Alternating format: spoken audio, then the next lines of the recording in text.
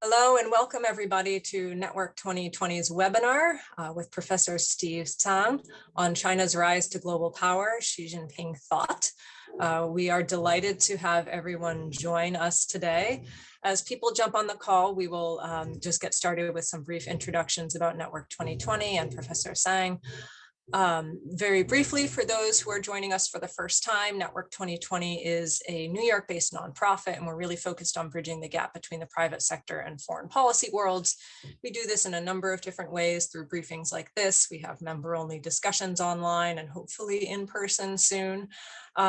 We also run research programs abroad. We run entrepreneurship programs, so please do check out our website for more information. And this program is part of Network 2020's Deep Dive program. And so this is a series of briefings that are designed to take a select group of participants through a better understanding of China, which is the focus of this deep dive, really out of the belief that to understand some of the policy implications of what we're reading in the newspapers, we need to have a better and broader understanding of China and put it in context. And so we started off with a discussion about philosophy. We focused on history and culture, and we'll be moving through a series of different topics. And this briefing today is part of that. And then some of our deep dive participants will be able to join us afterwards for a private session with Professor Tsang. So we hope to be offering these deep dives more often, so please do check back. So we are very pleased today to have Professor Steve Tsang with us. He is the director of the SOAS China Institute. He is a China expert in every sense of the word. As you take a look at his bio, really, he can cover just about every facet of China's foreign policy, of its political system. And he has been doing a lot of work recently on Xi Jinping, and as we'll come to talk about later, some theories behind his thought. So thank you so much, Professor Tsang, for joining us today. It is truly an honor to have you with us. I wanted to start off today's briefing just, and it's interesting because it's almost like we're going back to this 18th century concept of, great man theory of history, but we're talking about Xi Jinping today. And your research, you've really been focused on defining a new concept of Xi Jinping's thought. And so could you just start us off and tell us a little bit about what you believe characterizes his rule, and what is the historical context that you're using to evaluate his intentions? Well, first of all, thank you very much for having me. It was extremely kind of you. Now, when we are talking about Xi Jinping thought, there are different ways of looking at it. We can look at it the way the Chinese government looks at it. And in that case, you have Xi Jinping thought on foreign policy, on military, on how to manage a company, how to manage your relationship, and practically anything and everything under the sun. That's not very helpful. What I have done is to, if you like, distill what are the key elements of Xi Jinping thought and what are therefore the main thrust of that. But before I get there, I just wanted to say that when we look at Xi Jinping thought, we have to bear in mind that this is the only second element of ideas that are called thoughts in the history of the People's Republic of China since 1949. Previously, you had Mao Zedong thought, and then others would get additional contributions, but Xi Jinping is the only one since Mao Zedong who's managed to put his name to something called a thought, which has been incorporated into both the Constitution of the Communist Party and the Constitution of the People's Republic of China. And for that, it is meant to be a kind of, if you like, proto-ideology. What it meant is that eventually it is meant to be a full-blown ideology, which will be the ultimate summation and the merging of Marxism-Leninism together with Chinese traditions and Chinese traditional thoughts, both as Xi Jinping would like them to be. I would go as far as to say that an orthodox Marxist will not recognize Xi Jinping's socialism as true Marxism, any great scholar of China will have difficulty understanding Xi Jinping's rendition of Chinese culture and civilization as truly representative, but it doesn't matter. That's what he say it is. That's what we have to work with. Now, in terms of the key features of Xi Jinping thought, I will say that the first one is the encapsulated in the slogan of the China dream of national rejuvenation. The second one is about the centrality of the Communist Party in Chinese politics, society, and across the board. The third element is about how Xi Jinping is giving people in China a new de facto social contract. And finally, the fourth element is about seeking global leadership. Now, I wouldn't have time to go into each one of them in any kind of detail. I'll simply quite highlight that for the first feature, the China dream of national rejuvenation, he set a clear target date, which is that by 2049, 2050, 2049 is the centenary of the founding of the People's Republic of China, by which point he would expect China to be rich, powerful, modern, and beautiful. Basically, second to none. China would be the preeminent power in the world.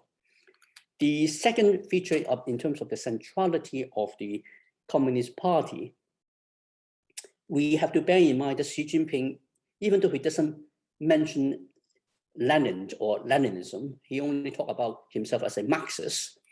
He is one of the ultimate Leninists in the history of the Communist Party. To go back, we will have to go to Mao Zedong's number 2, Liu Shaoqi, the man who wrote How to Be a Good Communist, who was focusing very much on how the party, the Communist Party, is central to delivering the goals of socialism in China. Now, Xi Jinping is going back in very much in that tradition. So he said, it doesn't matter whether it's north, south, east, west, or in the middle, or in any area of work. The Communist Party leads everything. No if, no buts. It's everything under the sun and the moon will be led by the Communist Party, and it is the instrument to deliver the goals that Xi Jinping has set for China. The new de facto social contract is to expand and change how the Communist Party is going to deliver goods to people in China. After the collapse of communism, well, after the Beijing Massacre of 1989, and then the collapse of communism in Eastern Europe and the Soviet Union, the Communist Party, in effect, had a de facto social contract with people in China, namely that the Communist Party will promise a better tomorrow, better living standards steadily, in return for the party being allowed to enjoy a monopoly of power. Now, Xi Jinping feels that that's not enough. The party needs to go beyond that. And therefore, it has to go into doing things that people really want, like anti-corruption, which he also used to strengthen his control over the party, like ending poverty. Now, officially, poverty has been ended in China. Now, you may find that concept a bit quaint because no rich country claims that it has ended poverty. Poverty is something that you draw a line. Above that, you're above poverty. Below that, you are in poverty. And in some countries, like in Scandinavia, or for that matter, even in the UK, people below the poverty line can still have a much higher standard of living than people in countries which are at the higher end of it. But he has to make that promise. And therefore, because he made the promise, it was officially delivered at this, before the centenary of the founding of the Communist Party of China. So last year was the year when that was being achieved. Now, finally, seeking global leadership is not about completely changing the world order. It's about working within the existing world order, which China has benefited hugely, but there steadily assert and exercise its influence and control so that China is recognized as a rule maker rather than a rule taker. Getting a bit rather too long-winded, so I'll stop here. Oh, that's great.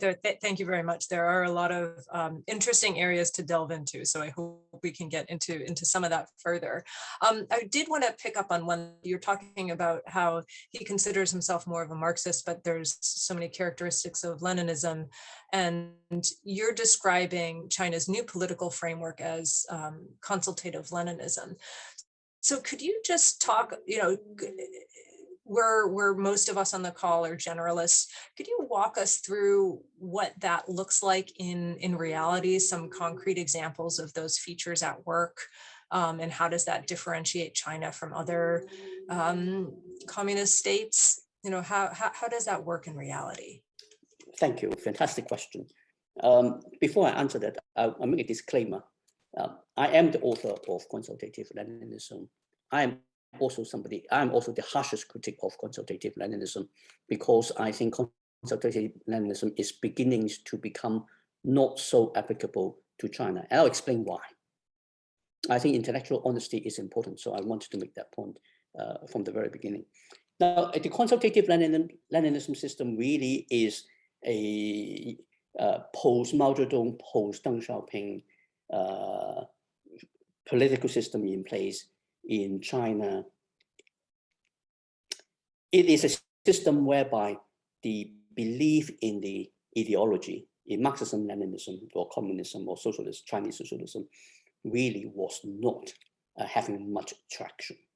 And instead of the socialism as the state ideology, the party state was using nationalism, a very party-centric version of nationalism, to provide a kind of ideological bind to bind the country together. But in this system, even though ideology is being downplayed, something else becomes very, very important, which is the party's obsession in staying in power. It will do whatever it takes to stay in power.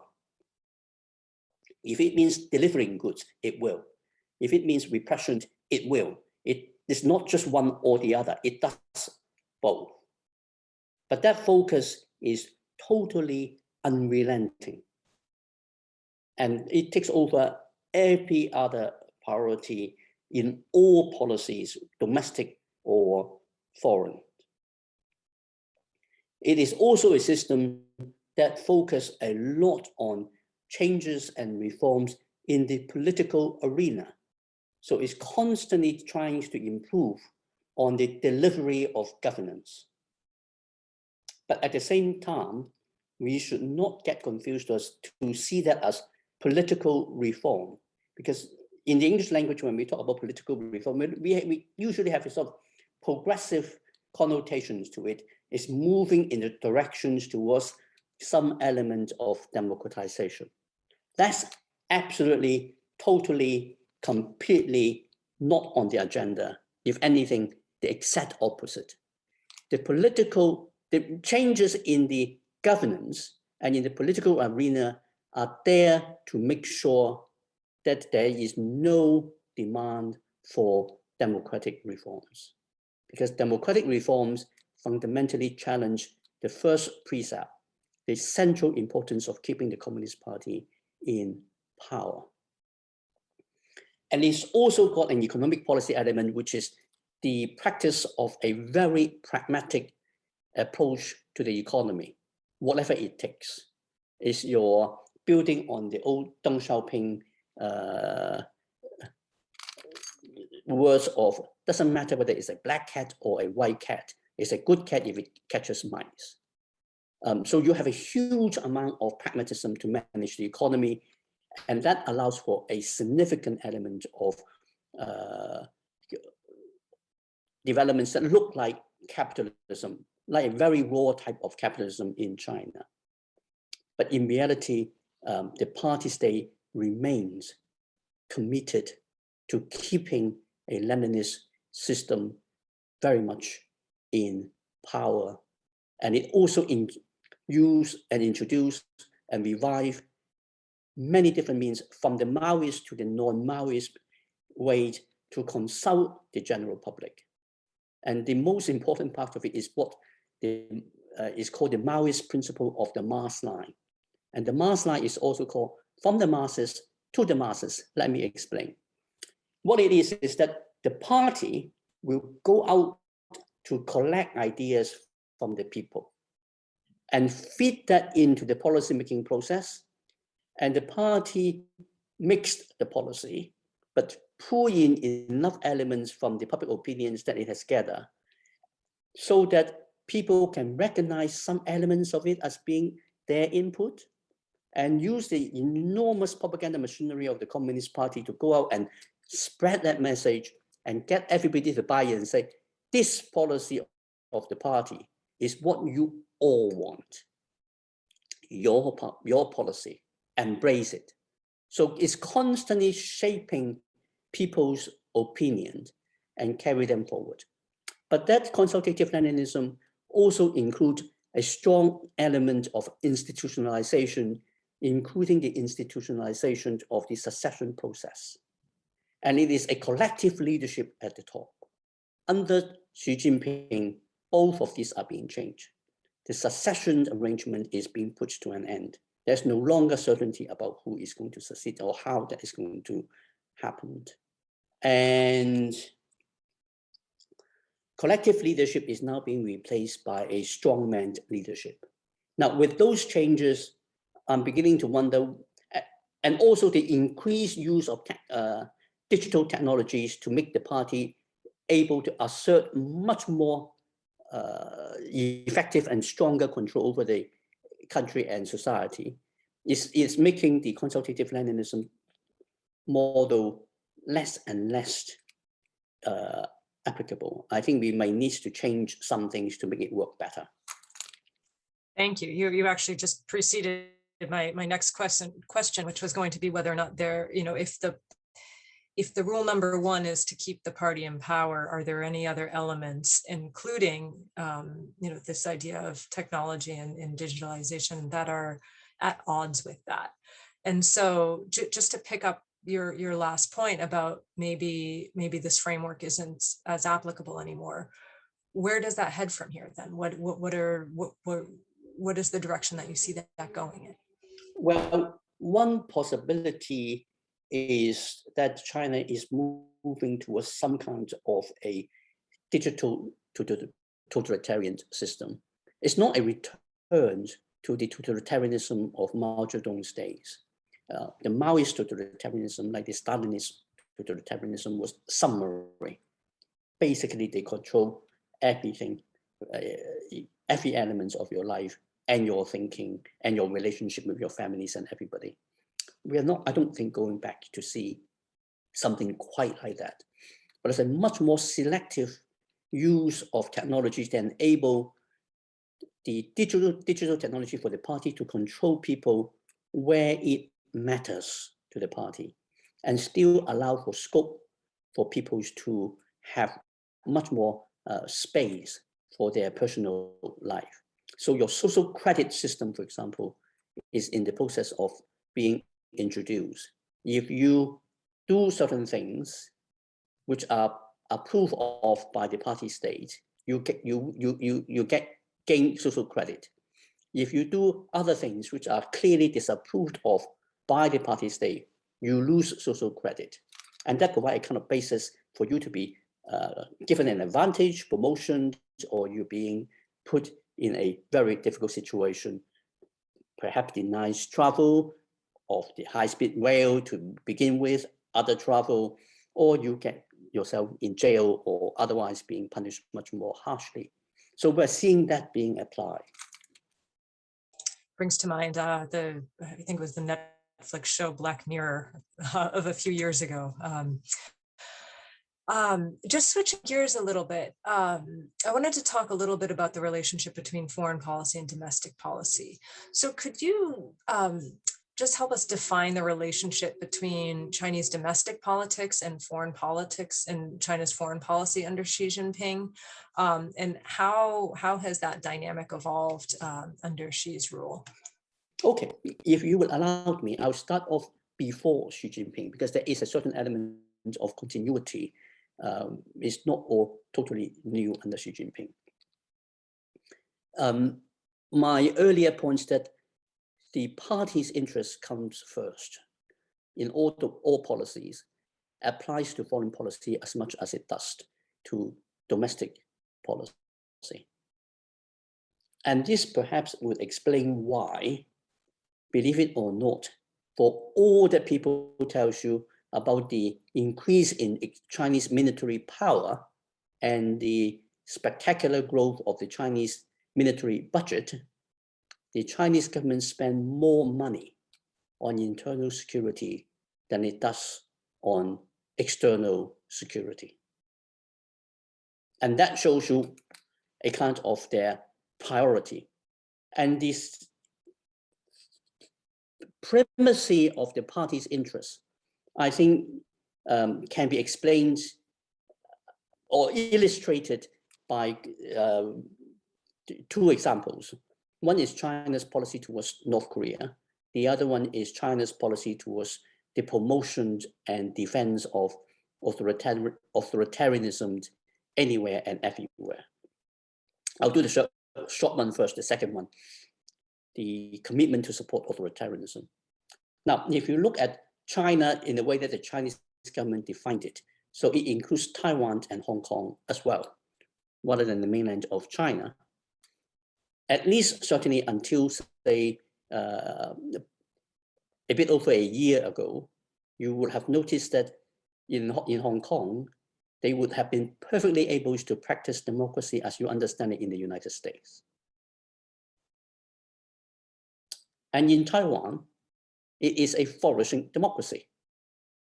It's in fact a stronger democracy than many older established democracies. Might one even be so cheeky to say that in light of your recent history, Taiwan's democracy is a bit healthier than even the American democracy.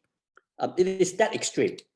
Now, China, mainland China itself, is a very harsh authoritarian Leninist system where there is no democracy whatsoever, in spite of their claims.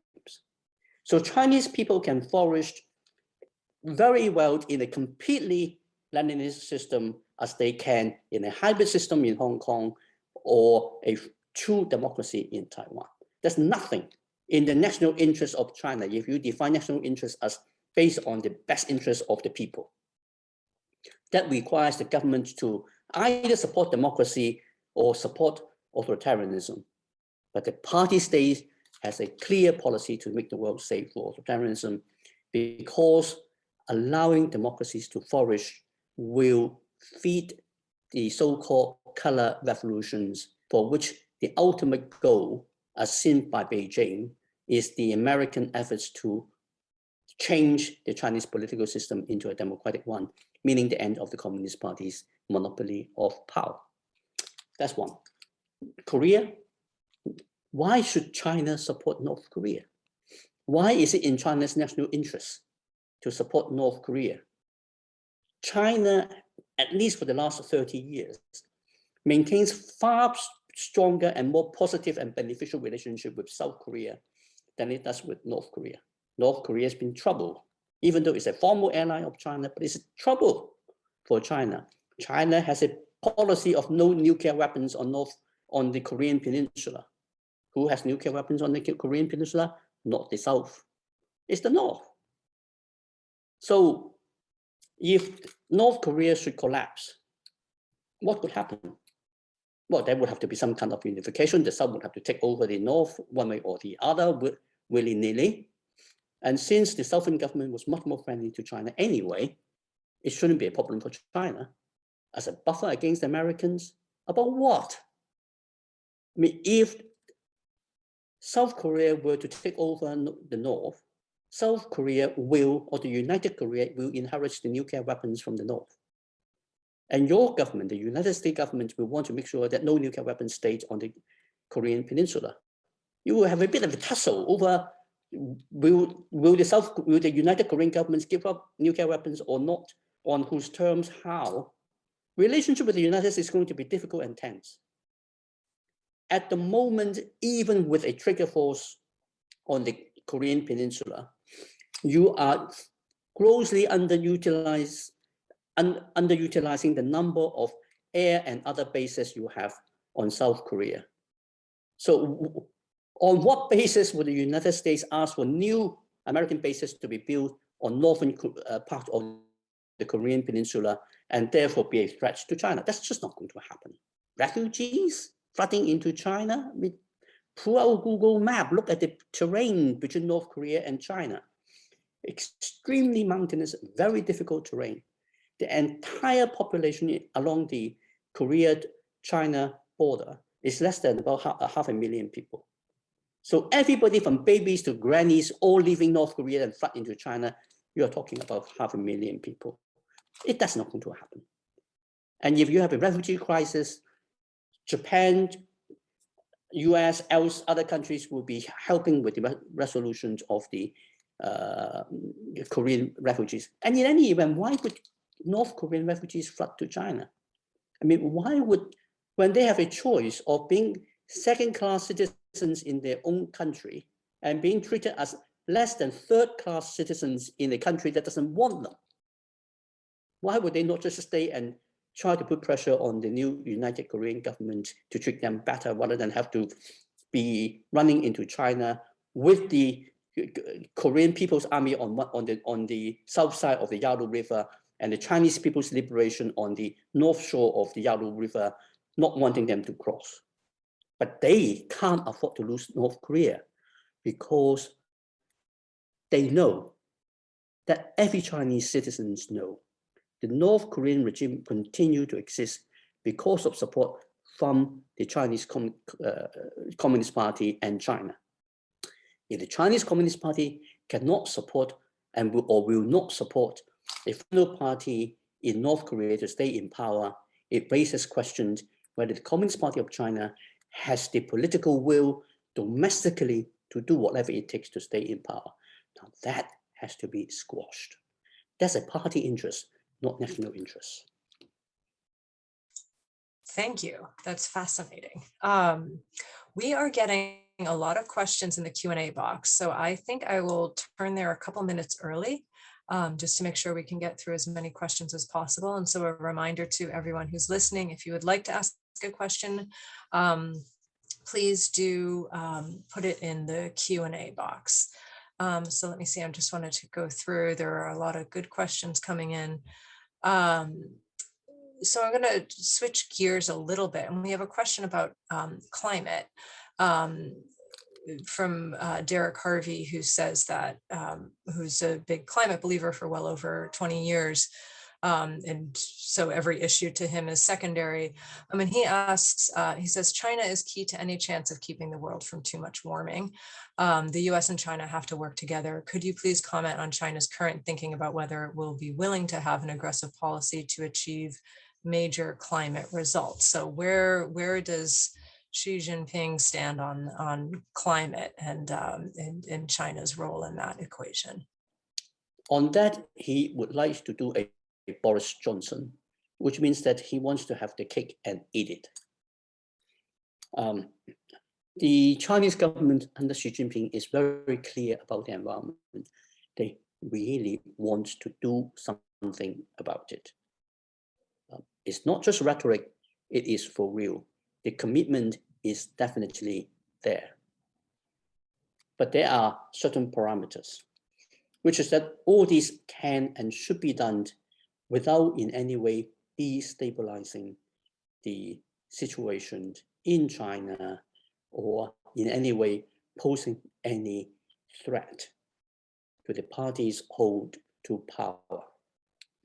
There's also a very strong sense that you lot in the West, whether it's North America or old Europe, have done your bits polluting the world. Now it's our turns to modernize, and you want us to pay a very heavy price and slow us down. That just isn't quite right, is it? We do need a bit of space. We do have a right to do what you had done, and you criticizing us doing so will be a bit of a hypocrite.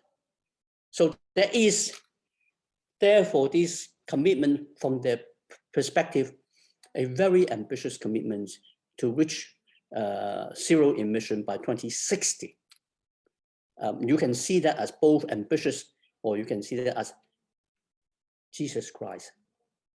We won't have much of a world if China won't get to zero emissions before 2060. It's much too late. We are dealing with a climate crisis unfolding, and the largest polluter cannot continue to do so. And to be fair, it also means that we will have to make sure that China is not being replaced by India in the same situation moving forward, because if China comes down the pollution leak and simply being replaced by India, the world is not going to be able to deal with the climate crisis either.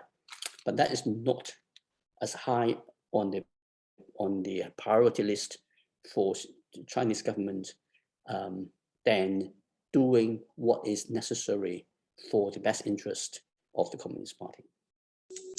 All roads lead back to the party. Our next question, it's a bit long, so I'm going to abbreviate it a bit, but the questioner asks, what do you make of the claims, fears by some, that a new cultural revolution is afoot in China? Is that the right analogy? Or is it more appropriate to see the relatively recent reassertion of the CPC's preeminence as a sophisticated, measured, and culturally sensitive attempt to sustain a reforming mixed economy and gradual opening up?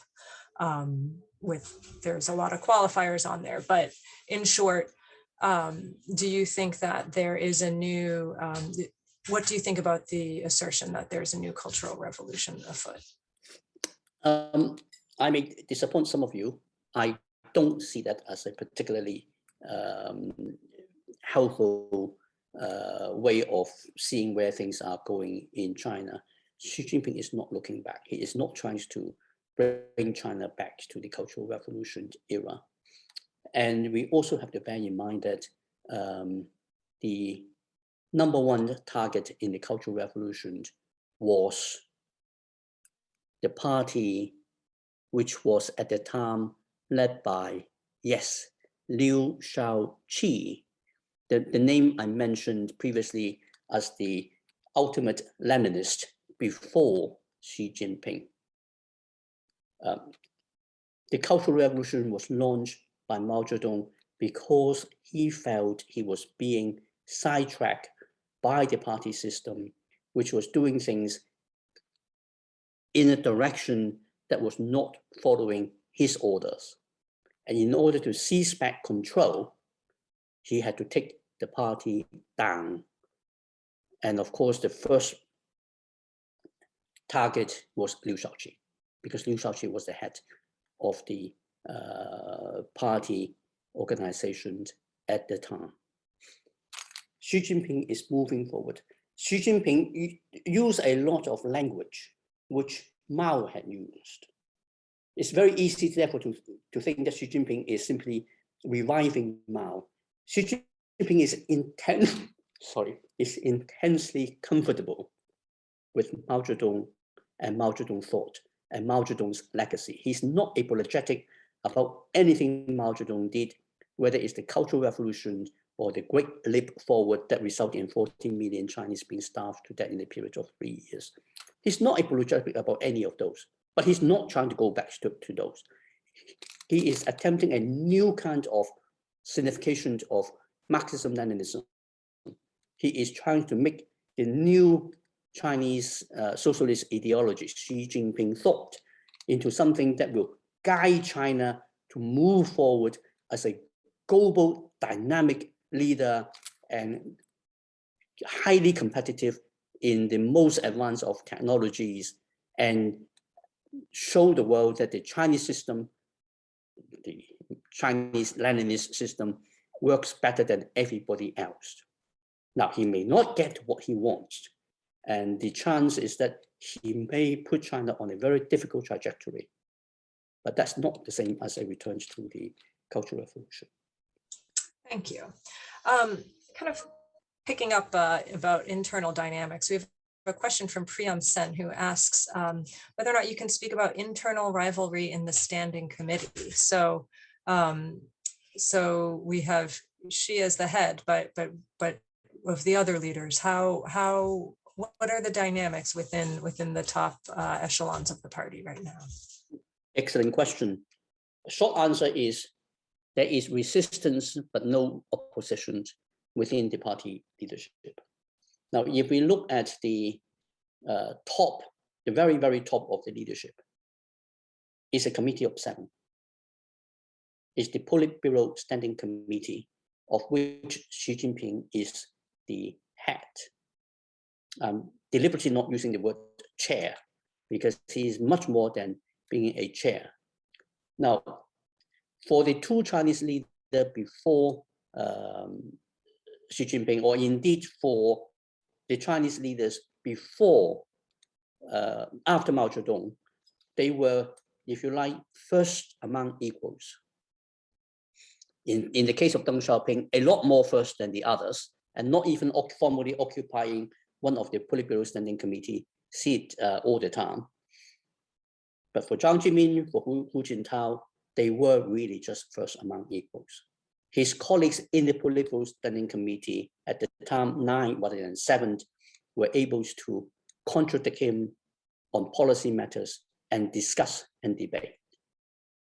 And one of the reasons why the Communist Party of China was able to avoid making one major policy mistake since 1989, 1990, until practically 2017, was because within the top echelon of the Communist Party, they were steadily increasing the scope for internal policy discussions and debates. And so you have that dynamics. 2017 was a very important year.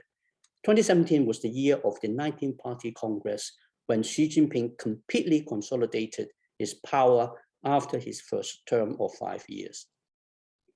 His new Politburo Committee of 7, including himself, included 3 who were clearly his own proteges. And the other 3, of whom 1 was from the so-called Shanghai faction, and 2 from the Youth League factions. And just to I'll make it shorter, so use one example from the Youth League and one from the Shanghai faction. The Shanghai faction chap is Han Zheng, and he was the party secretary of Shanghai before it was elevated to the Politburo Standing Committee. The Chinese system is not like the UK system. When you change a minister, you go out today, new minister comes in the same day, takes over, and that's it. In China, they allow for a bit of a proper transition. But for Han Zheng, at the 19th Party Congress, when his promotion was announced, he was basically told, no, you're not going back to Shanghai to pack. You will be packed. Somebody will pack for you. You are staying on right here, right now. Take on your new job, great promotion. Thank you very much. It's blatantly clear. Who's boss? Li Keqiang, the premier, the senior of the 2 in the Youth League faction. Now, before the 19th Party Congress itself, rumors were being spread in the Chinese political sphere that Li Keqiang might not be able to stay on for a 2nd term, which was expected for all premiers post Deng Xiaoping to have 2 terms of 5 years. And he's officially number 2. Now, who is going to spread rumors about number 2 unless number 1 say, that's all right, go ahead. Li Keqiang is the most humiliated premier of China since Zhou Enlai, who served under Mao. What basis have they got to protest? And Politburo Standing Committee meetings now meets with 8 people, not 7, because there is an extra. Wang Qishan, who is not a Politburo Standing Committee member because he's too old, he's retired, but because Xi Jinping wants him to attend, therefore he attends. See how the other 6 feel about the fact that somebody else who's not even a member of the standing committee to be attending meetings all the time. What can they do about it? Nothing. That's the dynamics. Well, thank you. That segues nicely into a question by Luis Pereza, who asks, he's asking about succession, actually, which you touched upon. And he says, by this time, traditionally, all former Chinese leaders had appointed their successor. Not the case today. We have basically president for life. Where do you see this headed? How will Xi Jinping handle this in terms of the longevity of his rule and what comes next, and how that sets the stage for succession subsequently? Well, the formal succession will have to take place next year because Xi Jinping is now only in his 9th year in power, not quite his 10th. So it will be at the 20th Party Congress in October, November 2022, when he will be confirmed as General Secretary for a 3rd term. There's nothing to stop that from happening. And then at the subsequent National People's Congress in probably March 2023, when he will be confirmed as chairman of the PRC for a 3rd term. That was the formal term limits that was being changed. It's not actually the General Secretary's term limit. The Communist Party constitution does not have a limit to how many terms a General Secretary can serve, so we can easily do that. So we are going to look ahead over a year for that to unfold. Now, the chance of him not being able to secure that is negligible. In politics, never say never. Let's not forget that 2 years ago, we will have a very different view about the world, but then something called COVID happened, stuff happened. But unless something extraordinary happens, Xi Jinping almost certainly will stay in power. What would be interesting at the 20th Party Congress is how he's going to set the agenda moving forward, and including how he is going to fill the top places of the Politburo Standing Committee. If he does not appoint anybody younger than 52, then basically he is not appointing any successor in any period of time, because they have an age rule, and you need to have 10 years to serve on the Politburo Standing Committee to be able to become the General Secretary and therefore leader of China. So you work it back down. Below 67, you can stay. Over 67, you have to retire. That's the rule. So you work it back 10 years plus 5 as apprentice. And so basically it's 52 would be the point. So if nobody is younger than 52 being appointed, that means he is not appointing any successor. Thank you. We're getting a couple questions on the Quad, both looking at how China should or will be reacting to that, and then one more specific looking at the area of focus that's mentioned of illegal fishing, and how important or unimportant is that issue to China and Xi Jinping thought with respect to their international relations. Right. In terms of fishing, I think the Chinese government will not like the term illegal fishing, because I think as far as the Chinese government is concerned, if Chinese fishing ships can reach, then it has a right to fish, and therefore it must be legal. The harvesting of protein from the sea is very important to the Chinese diet. So they are not going to make concessions on that. If you can't feed the people, you are going to be in trouble as a party whose legitimacy is based on performance. So we are going to have a huge struggle trying to persuade the Chinese government or the fishing industry to rein in fishing in order to preserve the global fishing stock that will make it sustainable over the long term. In terms of the Quad, I'm not quite sure what the question is. The Chinese government is not particularly keen about the Quad. It does see the Quad as a bit of a alliance that are aimed at China and therefore the Chinese government would prefer the Quad not to function effectively, or to use ways to entice some members in the Quad to not work so well with the others, so that the Quad doesn't function as a Quad. Thank you. We have one question about, someone's asking about they're witnessing, they say recently, we are witnessing an attempt to try to silence the voices of Chinese intellectuals. Do you think this may pose a threat to the party itself, since usually and historically it was permitted to intellectuals and scholars to freely comment and express opinions which could be useful guidelines for the party? So do you see an attempt to silence the voices of Chinese intellectuals? And if so, what does that mean for the party? Okay, let me be a bit cheeky. The party doesn't silence anybody. The party just go out to educate, and if necessary, re-educate, to bring those who's gone astray in acts as in thinking back into line, so that they think the right thought and understand the world correctly. So from the party's perspective, the idea that intellectuals are being controlled is not quite the right thing. It is just making them to think right. That's why it's important that everybody learns Xi Jinping thought.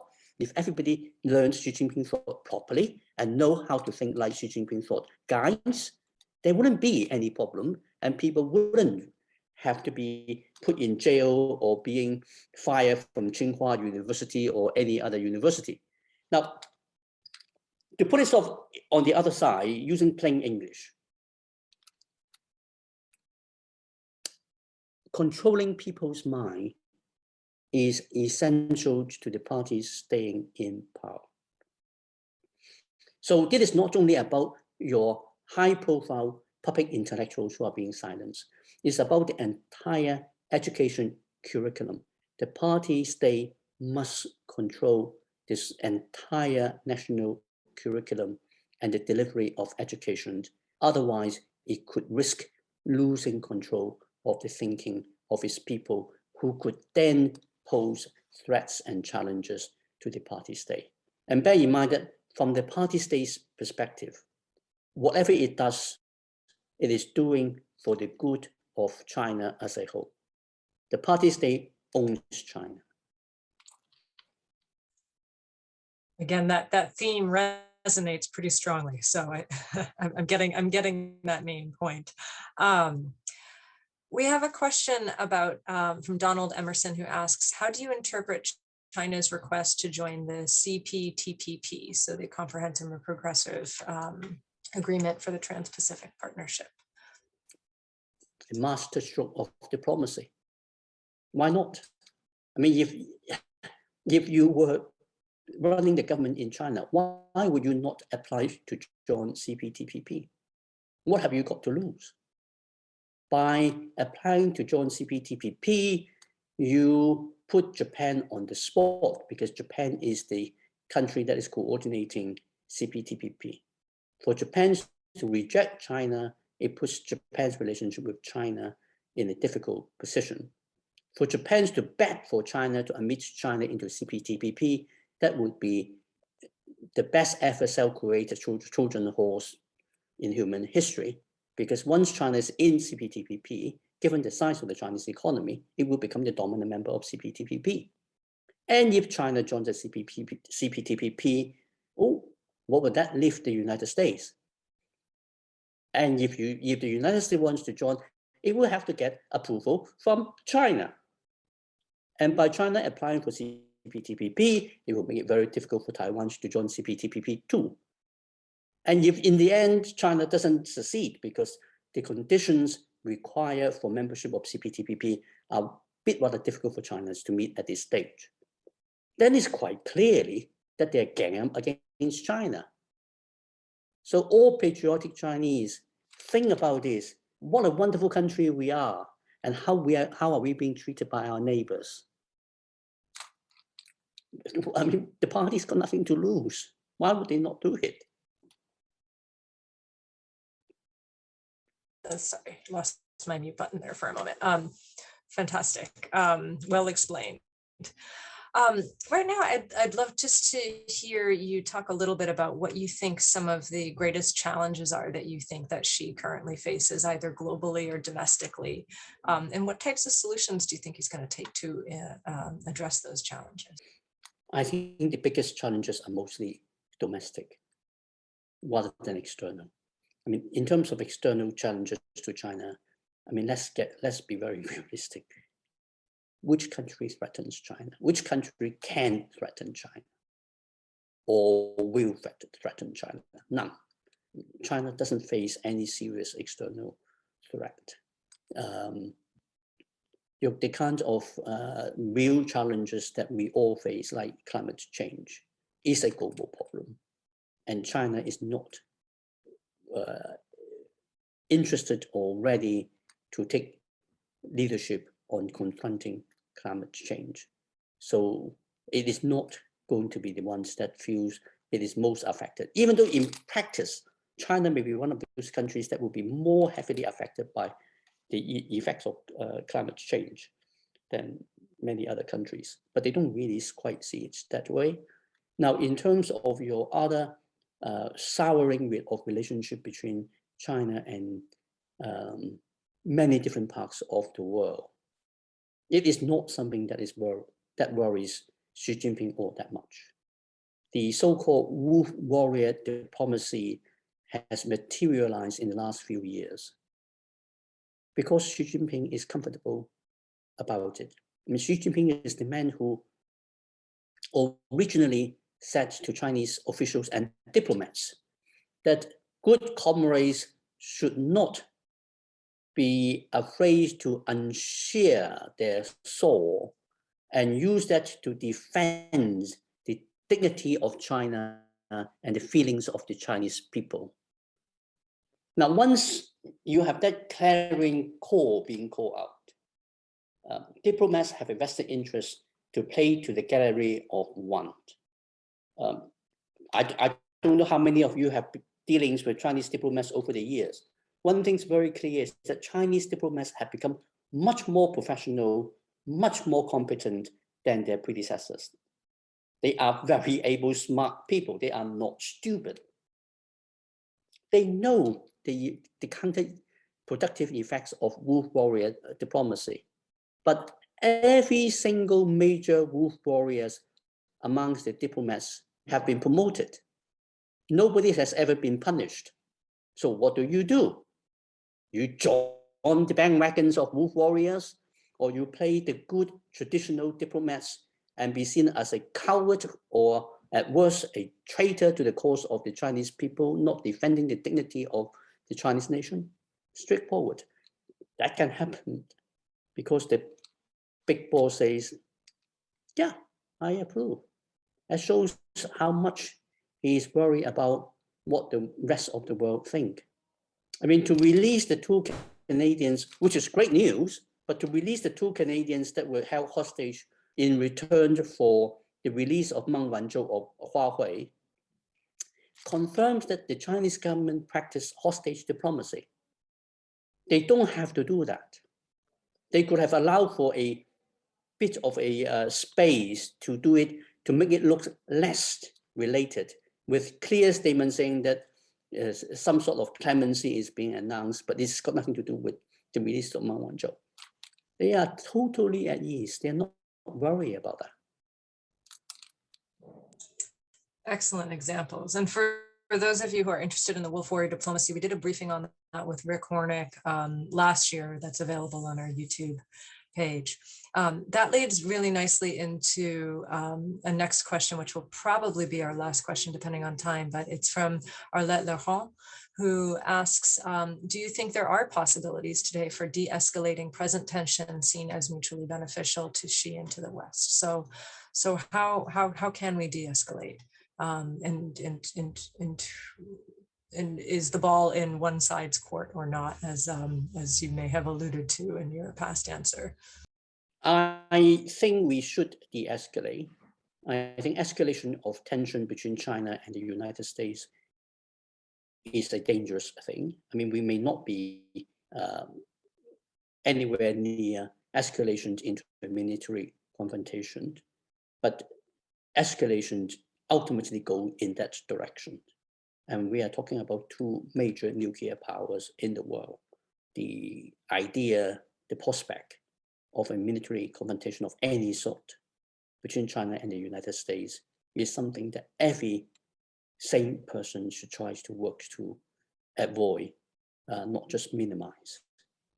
But at the moment, there is very serious chance of a major de-escalation.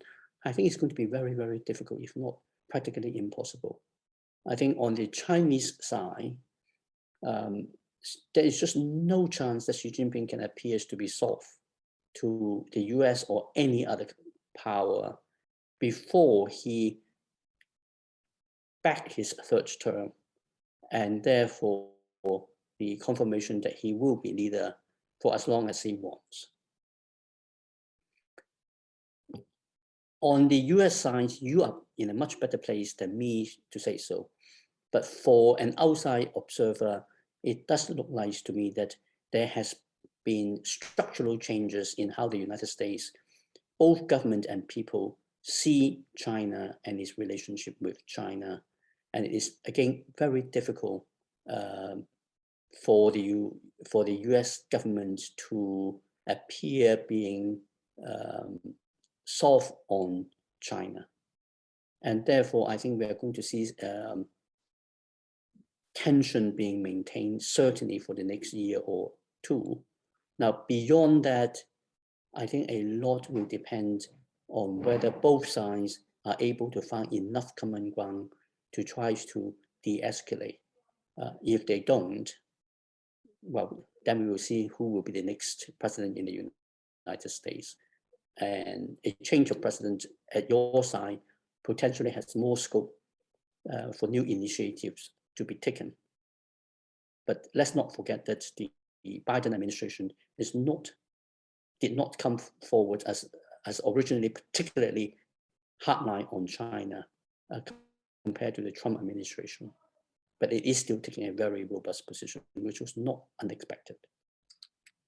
Thank you. Yes, I think, just from my reading in the United States, it's a very tricky situation. It's one that has, in general, a lot of bipartisan support on the hawkish side of things, which is one of the reasons why we're running this deep dive program, because I think we've gone into a bit of a vacuum in terms of our information, and so we want to just make that a little bit more robust. We have, let's see, we have just a couple of minutes left, and so I want to see if I could get one more quick question in. So we'll kind of do a fun and interesting forward-looking one from Nigel Lake, who wants to know, who is managing the triple threats of climate change, environmental degradation, or robotization better, the US, Europe, or China? Who is managing it better? I think nobody is managing it particularly well. That would be my short answer to it. I think we all failed in different ways. The Chinese government is not doing very well, certainly with climate.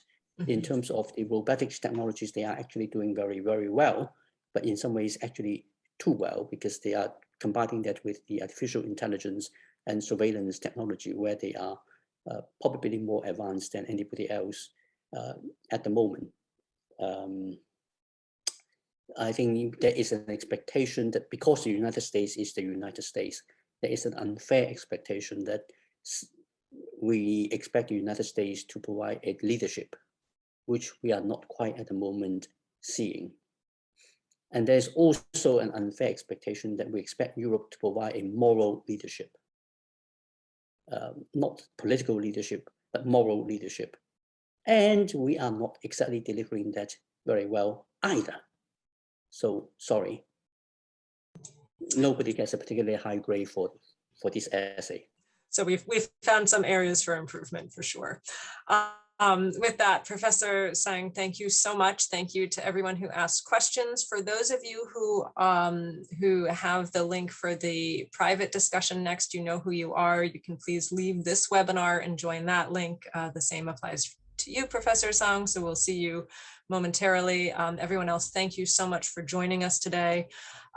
We do have an upcoming event on Thursday where we're focusing on Tunisia, democracy and the legacy of the Arab Spring. So please do join us then. And we will be doing another virtual deep dive that's open to the public with Yukon Huang, and that will be in October. So please do check our website for that as well.